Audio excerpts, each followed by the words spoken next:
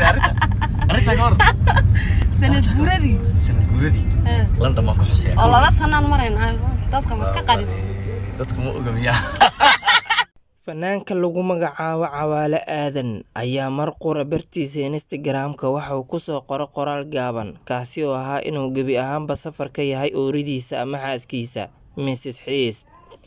Arrintan ayaa qabsatay guud ahaan social media maadaama lamaanayaashan ay ahaayeen kuwii ugu saameynta badnaa ee fanaaniinta. Mar qura ayuu Cawaale Aadan wuxuu ka dhawaajiyay inuu tagayo dalka Ingiriiska qaasatan cariga Britain.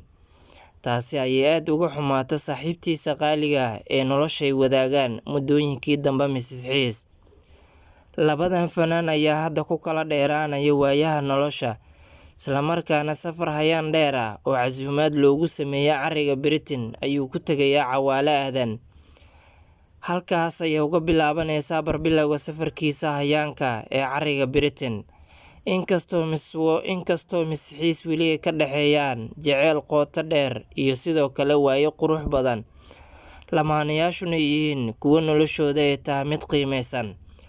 laakiin hadda safarkan ayaa soo kala dhaxgalay inkastoo lamaanayaal dhowr ah safar dibadda ay hadda ku kala maqan yihiin, kuwaasi oo caan ka ah barta internetka aadna looga yaqaano dadka Soomaalida oo dhan ay aad u garanayaan.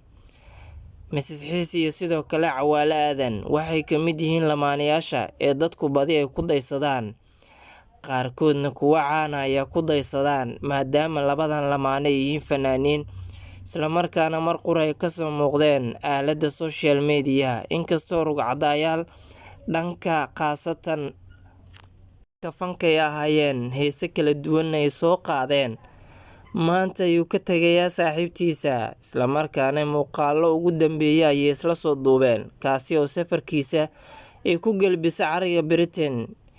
waxa uu halkaasi uga bilaabanaya safar hayaana halkaas oo soo dhaweyn casuumaad iyo show uu ku qabanayo bartamaha gabagabada sanadkan ayaa halkaasi loogu sameeyay. sidaa daraaddeed waxaa u suurageli weysay inay israacaan saaxiibtiisa ay nolosha wadaagaan ee Mrs. Xiis maadaama keligiis lagu casuumo bartamaha cariga Britain. Mrs. Xiis oo erayo kooban soo qortay qudheeda ayaa aad waxay ugu tilmaamtay in saaxiibkeeda ay ku kalsoon tahay hayaan fog iyo hayaan dhow mid walba midii u baxnay u rajeynayso guul iyo farxad.